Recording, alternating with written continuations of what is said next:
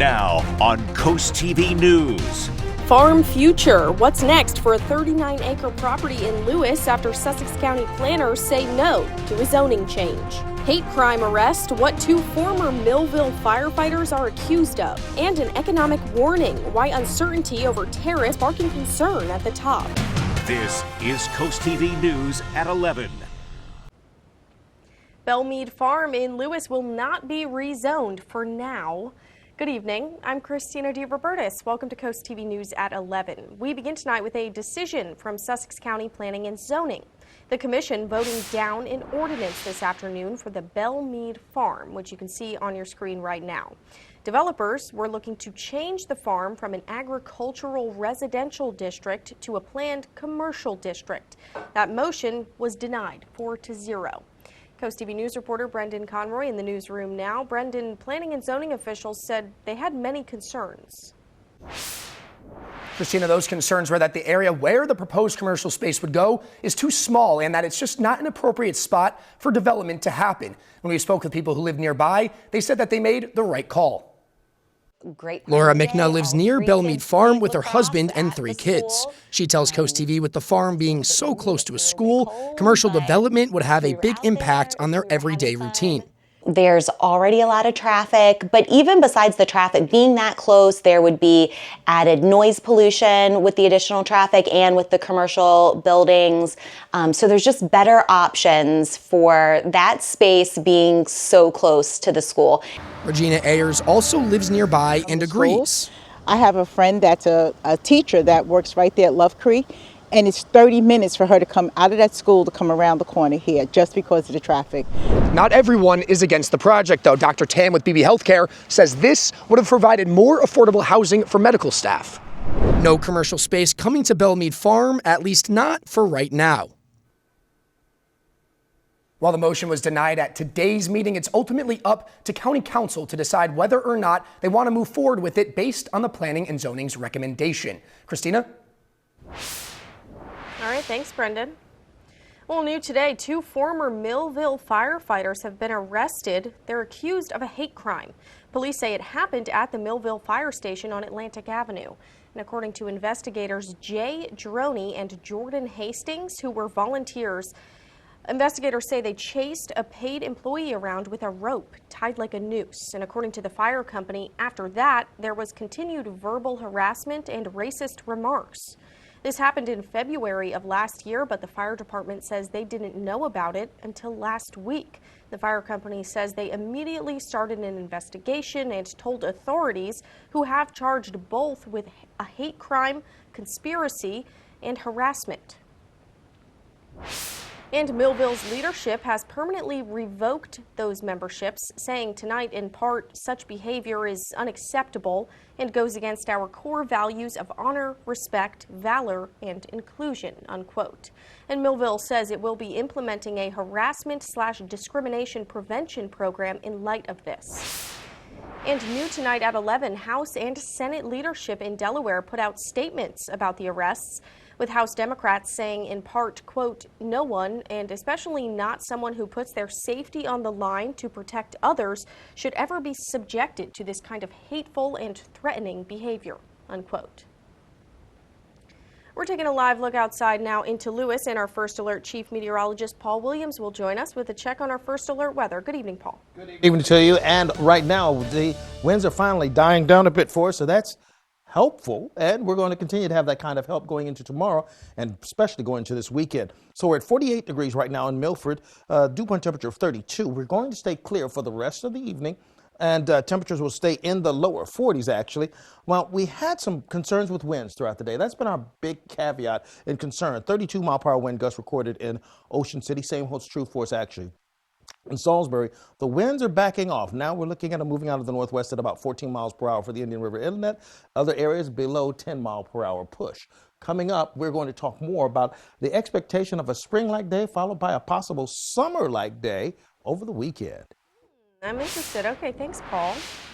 Well, amid a rise in book bans across the country, some Delaware lawmakers hoping to take a different path. House Bill 119, the Freedom to Read Act, it would require public schools and libraries to adopt clear policies for developing their book collections, while preventing materials from being removed solely because of an author's background, beliefs, or viewpoints. Supporters say the bill helps protect access and fairness, especially at a time when Delaware is facing a literary crisis. We have a big lift to raise the literacy rates in Delaware, and of course libraries we support literacy across the lifespan. The bill was assigned to a House committee where it's now being discussed and reviewed in Dover. In Seaford, a new homeless center opened today despite pushback from one neighboring school. This here is the North Star Navigation Center. It was originally supposed to be an overnight shelter. Now it will offer day services like meals and showers. Administration at the Cross Christian Academy, which is next door, say they still worry about the proximity. I think it's definitely needed, but the safety of our children is also needed in Seaford.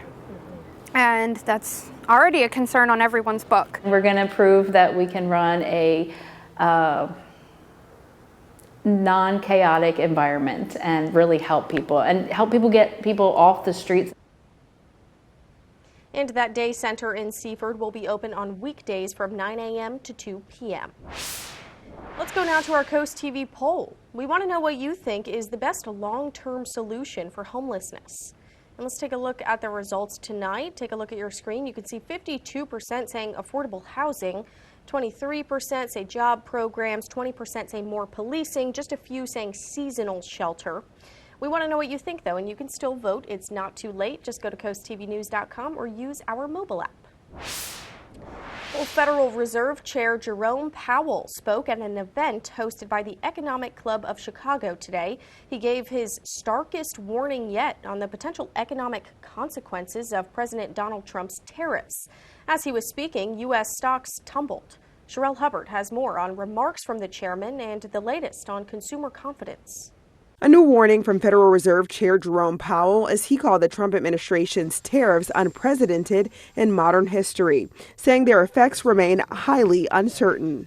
The level of tariff increases announced so far is significantly larger than anticipated, and the same is likely to be true of the economic effects, which will include higher inflation and slower growth. With investors feeling the effects of Trump's tariffs daily, Wall Street reacted to Powell's words almost instantaneously, sending stocks tumbling. Businesses and consumers are on edge. Well, that's just it. I mean, we don't know. Every day it's something different, so it's either on or it's off, or it's this or it's that. The uncertainty is pronounced and it is profound in the state of California. California Governor Gavin Newsom and State Attorney General announced Wednesday they are suing to try to stop the tariffs, saying the president does not have the authority to impose them. Meantime, the Fed is responsible for promoting full employment and helping keep inflation in check, but Chairman Powell says tariffs have the potential to threaten both. Unemployment is likely to go up as the economy slows in all likelihood, and inflation is likely to go up as tariffs find their way, and some part of those tariffs come to be paid by the public. I'm Sherelle Hubbard reporting. And the World Trade Organization is forecasting less expansion of the global across domestic product this year due to the trade war. So far, Trump has imposed a massive 145% duty on Chinese imports, 25% tariffs on cars, aluminum, and steel, and a 10% baseline tariff on all U.S. imports. Developing news tonight out of Washington, President Trump is removing the newswire position in the press corps rotation. Journalists access the president by taking part in what's called the press pool. It's a small group of journalists that rotate access to the White House. One slot was held for wire reporters, which primarily rotated between AP, Reuters, and Bloomberg. But President Trump kicked out AP after it continued referring to the Gulf of America as the Gulf of Mexico. Last week, a federal judge ruled the AP had to have access to the wire slot, so the Trump administration got rid of it entirely. A new slot for print was created, which means the wire services must now compete with a slew of other journalists. And the Trump administration could face another legal battle. A U.S. district judge ruled there's probable cause for White House officials to be held in criminal contempt for violating his orders to stop using the Alien Enemies Act to deport migrants. In a statement describing the decision, the judge wrote the U.S. government is demonstrating a, quote, willful disregard. And we are just getting started this evening. Still a lot more to tell you about. Coming up, fighting flooding in Fenwick. The town searches for solutions. But first, a housing debate in Lewis. The city considers adding 31 homes to the Donovan Smith community. And in the community of Cambridge, we're looking for the winds to die down on Thursday. Lots of sunshine, and we'll have a nice, mild 63 degrees. Don't go up to 71. Then a summer-like day on Saturday. Hey, let's come back and talk about that in about 60 seconds, shall we?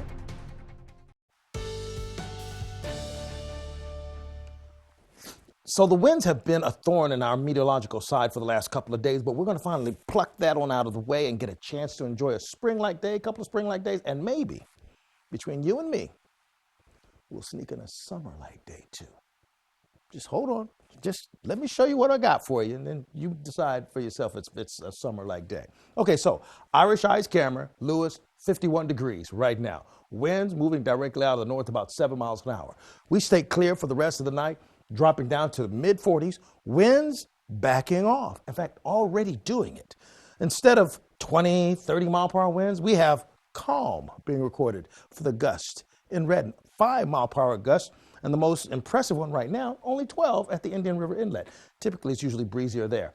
Temperatures are falling, but not so bad. 50 along the beaches, mid to upper 40s inland. We had a small craft advisory that was allowed to expire over towards the coast for us in Sussex, but it's still in effect for us throughout the Chesapeake Bay area. And there is a frost advisory for Newcastle County and up towards Philadelphia and all of that. But that's still north of us and then west of us. We're close to that cold air, but not quite there. We're not under a frost advisory right now. And then by the time we get to Thursday and Friday, we're going to have such a surge of winds coming out of the south, it's going to revolutionize how it's going to feel outside. For example, Thursday afternoon, we're going to peak at about 61 degrees without the cumbersome and bothersome winds. So it's going to feel a lot better. And notice no cloud cover. It's going to be total sunshine from wall to wall, top to bottom, left to right, all around, everywhere, okay? Friday, we drop down to the 40s by midnight. But then we climb back into the 70s for Friday. We'll have winds out of the south and a little more moisture because we'll have a little bit of cloud cover here. So it's going to feel a little bit warmer, okay? It's not going to be muggy, but that extra bit of moisture is going to take whatever cool edge right out of the air. Now, we will watch out for a chance of rain that will develop on Tuesday, but that's next Tuesday and not really an issue. Here's a look at your 7-day forecast. Now, catch this. We go from 63 without the winds up to 71 on Friday, 82 on Saturday, back to only 77, although cloudy on Sunday, but not a sprinkle and a little bit of drizzle. That's probably it. And then we stay in the 60s or 70s after that. All right, I would call that a summer day. Thank you, Paul. Well, we want to clarify a story that we recently aired. It was about Zelke's Beach Arcade, and we reported that the arcade is set to temporarily close its original location in Rehoboth Beach after 40 years. Well, we want to make it clear, Zelke's as a company is not closing. The Zelke's location at the north end of the boardwalk, located at 5 North Boardwalk, is set to close after this summer season due to the One Rehoboth Avenue Hotel. But Zelke's tells us they hope it will be only one season until a new Zelke's is built where that north end location was. And the Zelke's at 115 South Boardwalk will remain open, and so will the Zelke's in the Tanger outlets. We do apologize for any confusion. Well, more places to live could be coming to one community in Lewis. The city's planning commission met tonight to discuss the Donovan Smith manufactured home community. The developer is applying for conditional use to add 31 new homes to the area. Some people in the community say they're worried about safety. Others are welcoming new neighbors. I think they need to just stop. I mean, in other words, if you're going to do all that and everything, put an area for the kids to play. Now to Fenwick Island. Flooding near the Bayside has been happening for years. The town's infrastructure committee is still trying to find ways to solve the issue. Fenwick was expecting money from the Federal Infrastructure and Communities Program, but the Trump administration ended that program, leaving the town to try and stay afloat on their own. One local is hoping the town can still find ways to fix the issue. Hoping sometime that maybe bulkheads can be raised and taken care of that. And the council plans to talk about possible solutions to the flooding issue on April 25th. Coming up next, a growing mental health crisis. New numbers show depression is on the rise in America. And coming up, big news from Big Lots. The discount chain says some stores will reopen. In business news tonight, we have some good news for people who like to shop at Big Lots. Some of the previously shuttered stores will reopen soon. Variety Wholesalers has announced it plans to reopen 55 stores in a dozen states on May 1st. This is on top of the 9 locations that reopened last week in 6 states. Additional stores will continue to reopen through June, and the company says they plan on opening 219 locations when all is said and done. Well, a judge is hearing arguments over whether Facebook's parent company, Meta, created a monopoly when it bought Instagram and WhatsApp. In the months leading up to this historic trial, the company announced new safety policies designed to protect teens. And in today's Consumer Watch, Jen Sullivan breaks down the changes and what parents should know. Teens are using social media at a rapid rate, and studies show it's impacting their mental health. A 2023 Surgeon General advisory found up to 95% of kids ages 13 to 17 reported using a social media platform, a third saying they use it almost constantly. The report also cited a study that adolescents who spend more than 3 hours per day on social media face double the risk for poor mental health outcomes, including symptoms of depression and anxiety. We have to warn parents about what we are seeing. Following this shocking research, Vivek Murthy, who was U.S. Surgeon General under President Joe Biden at the time, pushed for social media to have a Surgeon General's warning, something tobacco products have. But that never happened. However, social media companies are taking note about the dangers. Meta, the owner of Facebook and Instagram, announcing new safety measures for teen users 1 week before its antitrust trial began. We're enrolling teens across the country in the teen account experience on Facebook and Messenger. Jennifer Hanley is Meta's head of safety policy for North America. She's also a mom to 2 young kids. I'm not dealing with social media yet, but I'm already having conversations about screen time and what going online looks like for me. Meta says teen users were automatically rolled into these new accounts. It allows parents to set limits on how much time they can spend on the apps, the hours their kids can use them, and control the content they follow. They've also launched a website with ways to set up parental controls. We know that they're worried, and we really want to make sure that they have peace of mind about their kids' experiences. For Consumer Watch, I'm Jen Sullivan. Coming up in sports, Smyrna boys lacrosse was back in action today, looking for a bounce-back performance. Could they knock off Indian River at home? And coming up, headache help. A new device could offer migraine relief without the side effects of medication. And here's a look at your golf forecast. You know what? I can finally say it with a straight face and a clear conscience.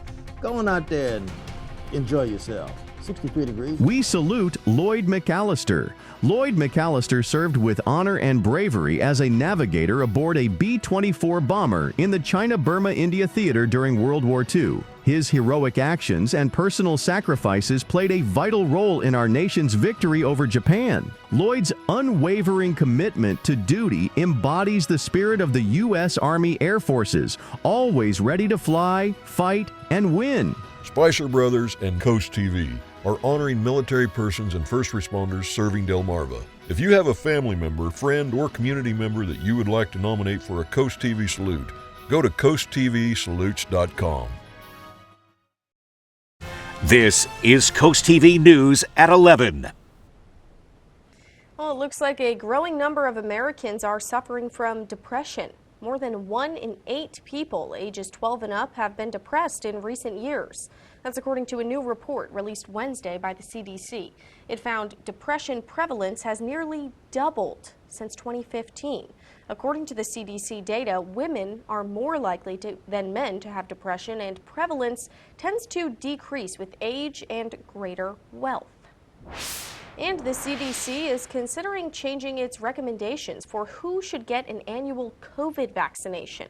It currently has a recommendation that everyone 6 months and older get annual shots. It's considering switching to a more risk-based recommendation. It could recommend those over age 65 and anyone with compromised immune function get annual shots. Well, an estimated 39 million people in the U.S. get migraines. According to the American Migraine Foundation, it's a neurological disease with no cure. And while there are several treatment options, they don't necessarily work for everyone. In today's Health Minute, Mandy Gaither has a look at new technology being studied that may help migraine sufferers find relief in the future. It's a disabling disease that can significantly impact a person's life. Some migraine sufferers may find relief in medications or lifestyle changes, but not all of them. There's still a number of individuals that get inadequate relief. Cleveland Clinic neurologist Dr. Mary Ann Mays is medical advisor to MyHelper, a company that's designed an investigational drug-free device not currently FDA approved. She's lead author of a study researching the device that was presented last week at the American Academy of Neurology annual meeting. The technology uses dry or dehumidified room temperature air to cool the nasal passage, which Mays says helps stop the activation of the part of the brain that's turned on during a migraine. 128 adult study participants who reported having multiple migraine attacks used the self-administered device at home to treat a single attack. 44 others used a sham device. 47% of individuals in the study reported complete pain freedom at 2 hours compared to only 16% in the sham group. So that was quite clinically significant and exciting to see. Mays says of those studied who were pain-free after 2 hours, 41% remained that way for 24 hours and didn't need additional rescue medications. Our hope is that the study will be concluded by November 2025, that we'll have some of the data, and that the company can submit for approval of the device in 2026. For Health Minute, I'm Mandy Gaither. Delmarva Sports Network from the Wawa Studios. Smyrna boys lacrosse is in the midst of a red-hot season. But coming off their first loss of the season to Caesar Rodney last week, the Eagles were due for a bounce back. Smyrna hosted Indian River earlier today, and Michael Sebastian got things started for the Eagles. Check out the laser, one of 4 first-quarter goals for the Eagles. In the third, check out the distance from Grayson Judy. The sophomore fires away and fills the net for another phenomenal finish. Smyrna bounces back in big fashion, knocking off Indian River 16-3 and improving to 7-1 on the season. Now we're just over a week away from a new season of our ongoing docu-series Into the Trenches. This time we're heading to the home of the Cape Henlopen Vikings as they embark on a new voyage into their 2024-25 football season. Let's take a sneak peek. The late run last season and then trying to explain that we're a different team. You got to work harder because you went to the state ship, because there's a target on your head. Understanding the stresses that these kids are under it's a little bit unique for me. The expectations are high. You're going to practice the way you play. We can push even further this year and hopefully make a run for it again. Into the Trenches, a new voyage. April 24th at 7:30 on the Delmarva Sports Network and DSN Plus. Sponsored by Preston Automotive. That'll do it for sports. Have a great night, everyone. Coming up next, Brew with a Purpose, how Dogfish Head is trying to preserve open space in Lewis with a new drink. Easter is coming up soon, and there's a great way to start your Easter Sunday. You can get music and meaningful conversations if you celebrate with Sunrise Sermons 2025, the final sacrifice. Services begin at 7 a.m. on Coast Country, 9:30 a.m. on the Delmarva Sports Network, and 10:30 a.m. right here on CoastTV. And Dogfish Head has a new brew with a purpose. Check this out. It's called Wild Bank, a German-style brew. It's part of a partnership to help save the 4th Street Preserve in downtown Lewis. It's the last open space there, and the beer celebrates the area's wildlife, including the red fox.